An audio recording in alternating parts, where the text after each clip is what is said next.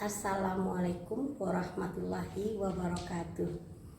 Kembali kita bertemu para penonton dengan pembelajaran daring yang saya bahas hari ini adalah tentang matematika kelas 12 modus dari suatu data.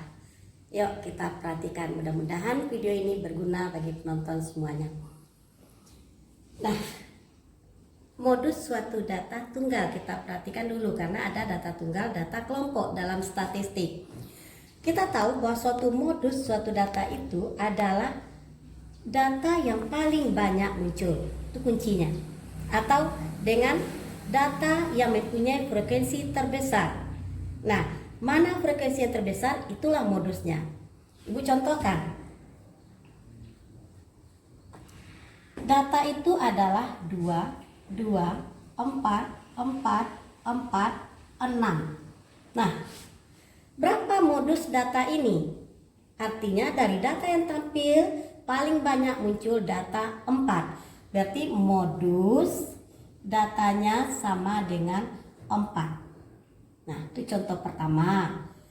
Contoh kedua, jika ibu buatkan datanya 2, 4, 4, 6. Nah, kita perhatikan data seperti itu. Maka data ini modusnya ada 2 buah, yaitu 2 dan 4. Kenapa? Karena data 2 dan 4 ada pembandingnya, paling banyak muncul dari data yang lain, yaitu dari data 6. Nah, seandainya suatu data kamu dapatkan juga seperti ini, 2, 4, 4, 6, 6. Nah, perhatikan berapa modus dari data ini. Iya, bahwa modusnya tidak ada. Dikatakan data ini tidak bermodus karena tidak ada pembanding data itu muncul lebih banyak dari data lainnya. Jadi data ini tidak bermodus. Oke, pada data tunggal untuk menentukan modus sangat mudah. Sekarang bagaimana pula dengan data kelompok?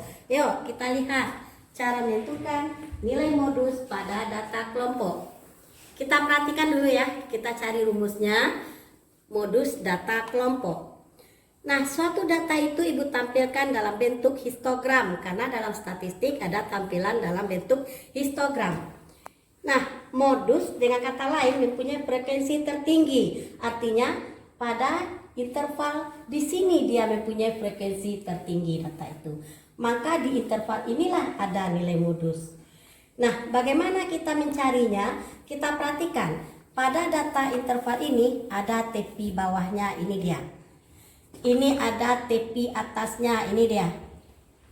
Pada kelas ini menentukan modusnya tepi bawah pada data sebelumnya hubungkan dengan titik tepi atas pada interval itu. Nah, akan terjadi perpotongan, kita ambil titik ini adalah T. Nah, nilai berapa yang dipotongkan terhadap sumbu X? Sumbu X itu karena data. Nah, disinilah dia modusnya. Oke. Maka modus itu kalau kita perhatikan data, kita ambil P, Q, titik ini R, S, ini T, kita hubungkan dia dengan interval itu, kita ambillah dia E, T, M. Nah, ini titik yang dihubungkan. Jadi karena nilai modus ini berarti nilai TP bawah TB ditambah dengan berapa jarak ET. Ya kan? Nah, itu nilai modus itu. Artinya apa pula? ET kita belum tahu datanya. Berarti ET akan kita cari. Ya. Nah, sekarang bagaimana mencari ET? Kita perhatikan segitiga PQT, segitiga PQT dan segitiga STR. Nah, pada sini kita perhatikan lagi ya, bahwa ada istilah pada modus ini nanti untuk dua segitiga ini perbandingan garisnya bahwa ET itu berbanding dengan segitiga ini yang kita pakai, PQ akan sama dengan TM berbanding dengan RS. Ya. ET jaraknya berapa? Kan itu yang jadi pertanyaan. PQ. Nah, ET per PQ. Nah, di sini PQ hanya sepanjang ini. Sedangkan dari titik ini ke sini adalah frekuensi. Frekuensi pada kelas modus. Frekuensi sebelumnya. Nah, berarti ini adalah kita lambangkan dengan D1. Nah, ini dia. D1 artinya selisih frekuensi kelas modus dengan frekuensi sebelumnya. Nah, kelas sebelumnya. Kemudian ada lagi ini. Nah, ini dia. Kalau gitu, ini kita lambangkan dengan D2. Artinya D2 itu apa pula? Selisih frekuensi kelas modus dengan frekuensi kelas sesudahnya. Ya. Nah, ini dia sudah kita dapat karena nilai harga ini. Kembali kita ke sini untuk menentukan ET. ET per PQ. Berarti ET PQ tadi lambangnya D1 sama dengan TM. Ayo TM, siapa yang bisa melihat berapa panjang TM?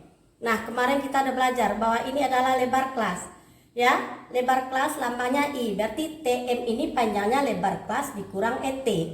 Nah, berarti TM itu adalah I dikurang ET dibagi dengan RS D2. Tujuan kita akan mencari ET. Artinya dengan aljabar kita kalikan ET kali D2 sama dengan D1 kali I kurang ET. Ayo.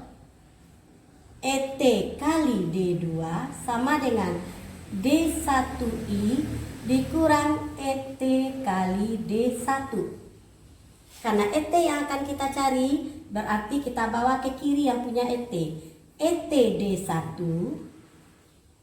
ditambah ET kali D2 sama dengan D1 kali I. Ada faktor yang sama. ET kita keluarkan. Berarti di sini adalah D1 tambah D2 sama dengan D1 kali I. Berarti ET kita dapatkan D1 per D1 tambah D2 kali dengan I. Dapat kita harga ET. Dengan demikian, jadi menentukan modus tadi, kita dapat rumus ini kan. TP bawah pada kelas modus ditambah dengan ET itu artinya modus sama dengan TP bawah pada kelas modus. ET kita adalah D1 per D1 tambah D2 kali dengan I. Nah, inilah rumus modus yang kita dapat untuk data kelompok. Nah, sekarang kita baca lagi ya, D1 per D1 per D1 tambah D2. Jadi kita ulang, modus pada data kelompok adalah sama dengan TP bawah pada kelas modus ditambah selisih frekuensi kelas modus dengan sebelumnya dibagi dengan selisih frekuensi kelas modus ditambah dengan selisih frekuensi setelah kelas modus kali dengan lebar kelas. Oke, itu rumusnya kita gunakan untuk mencari soal. Ya nak ya, apapun bentuk soal kelompok nanti ini yang akan kita gunakan. Yuk kita lihat. Oke, kita sudah dapat rumus modusnya. Mari kita lihat soal dari data kelompok untuk menentukan modus. Tentukanlah modus data ini. Nah, ini datanya kita perhatikan ya. 145 kurang 149 sampai semuanya. Tentukan modus. Nah, kita udah dapat rumusnya tadi, kita jawab bahwa modus itu sama dengan tepi bawah pada kelas modus ditambah selisih frekuensi kelas modus dengan sebelumnya ditambah D1 tambah D2 pembaginya dikali dengan lebar kelas. Nah, kalau begitu data ini kita perhatikan di mana kelas modusnya. Modus terletak pada frekuensi yang terbanyak, berarti ini kelas modus kita dapat. Jadi kelas modus ada pada interval 165 sampai 169. Oke, kita perlu tepi bawahnya. Tepi bawah itu adalah batas bawah kurang setengah. Berarti 165 kurang setengah menjadi 164,5. Tambah D1 selisih frekuensi kelas modus dengan sebelumnya.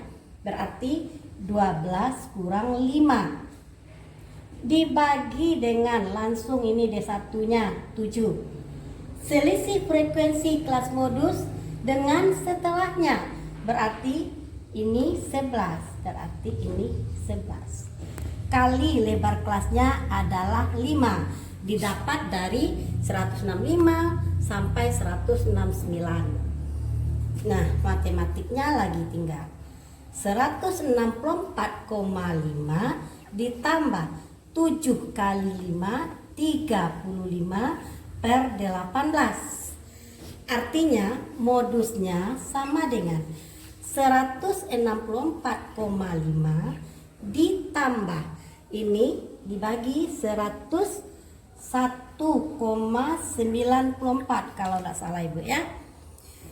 Maka modus itu kita tambahkan 164,5 ditambah dengan 1,94 akan menghasilkan 166,44 loh. Jadi modus data ini adalah 166,44. Kita perhatikan apakah angka modus ini terletak dia pada data ini. Iya, benar. Berarti kira-kira kita menghitungnya benar. Seandainya modus kamu keluar dari data interval ini, kamu dapat adalah 163, berarti dia terdapat di sini. Berarti kamu mencari salah. Ya. Nah, demikianlah video singkat Ibu tentang menentukan modus dari suatu data statistik kita. Ibu berharap video ini sangat berguna bagi Ananda dan penonton semuanya. Dari Ibu Yen Fitri, Guru SMA Negeri 3 Padang. Assalamualaikum warahmatullahi wabarakatuh.